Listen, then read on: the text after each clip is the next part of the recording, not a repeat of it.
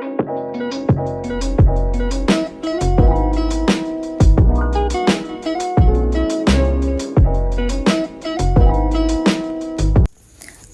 to my YouTube channel. ඔයාලව මගේ YouTube channel එකට ආදරෙන් සාදරයෙන් පිළිගන්නවා. මේ තමයි මගේ පළවෙනි වීඩියෝ එක. ඉතින් මේකේ අඩුපාඩු ගොඩාක් ඇති. ඒවට සමා වෙලා වීඩියෝ එක ඉවර වෙනකම් බලන්න. අපි අනුරාධපුරයේ ගියපු බ්ලොග් එකක් තමයි මම ඔයාලත් එක්ක ෂෙයා කරගන්න හදන්නේ. හැබැයි මට මේ බ්ලොග් එකේ අපි ගියපු දවසේ රෑ වීඩියෝ ගන්න නම් බැරි වුණා. ඒ හින්දා තමයි මම මේ වගේ වීඩියෝ ක්ලිප් එකක් මේකට ඇඩ් කරේ. අපි අනුරාධපුරයේ ගිය අටමස්ථාන වඳින්න. අපි කිරිපිරි පූජාවත් හදාගෙන මුලින්ම ගියේ රුවන්වැලි මහසෑය වඳින්න. ඉතින් මෙතනට ආවහම දැනෙන සැනසීම, ඒ දැනෙන හැඟීම වචන වලින් කියා ගන්න බෑ. මගේ බුදුරජාණන් වහන්සේ ගාවට ආවහම ඒ දැනෙන ඒ හැඟීම වචන වලින් විස්තර කරන්න බෑ. ඉතින් මගේ අම්මයි, මගේ හස්බන්ඩ්යි, නංගි, මල්ලි, ඇන්දයි එයගේ ආව අනිත් කට්ටියයි රුවන්වැලි සෑය වඳින්න. අරන් ආපු මල් ටික ලස්සනට එතන හදලා අපි ගාථා කියලා එතන වන්දනා කරා.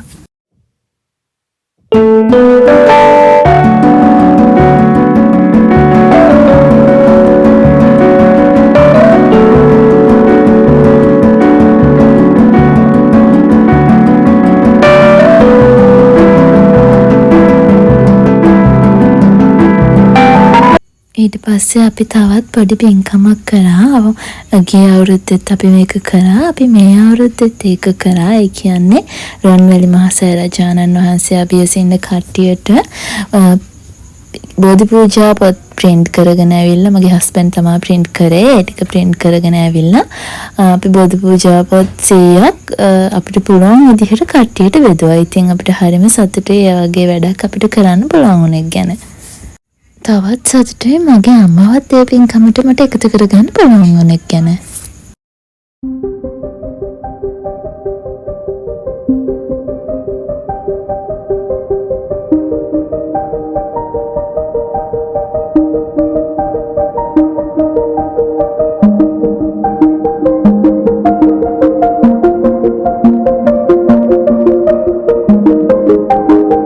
ඊට පස්සේ අපිට තවත් ලොකු පින්කමකට සහභාගී වෙන්න පුළුවන් වුණා. එතන කට්ටියක් කපුරුකක් පූජා කරනවා රුවන්වැලි මහසෑය රජාණන් අභියස. ඉතින් අපිටත් ඒ ලොකු පින්කමට සහභාගී වෙන්න පුළුවන් වුණා.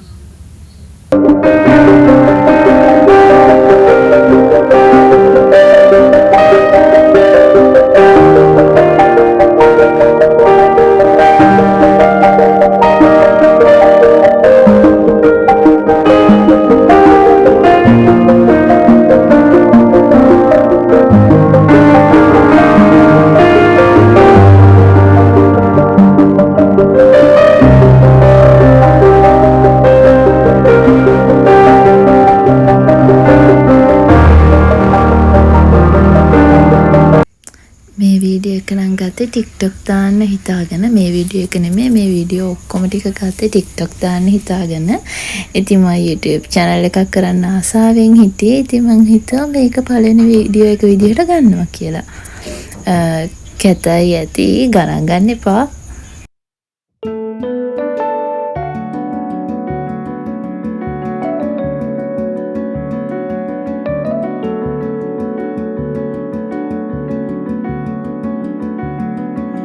පස්සේ අපිට රසමන සච්චාරුවක් හම්බුණා.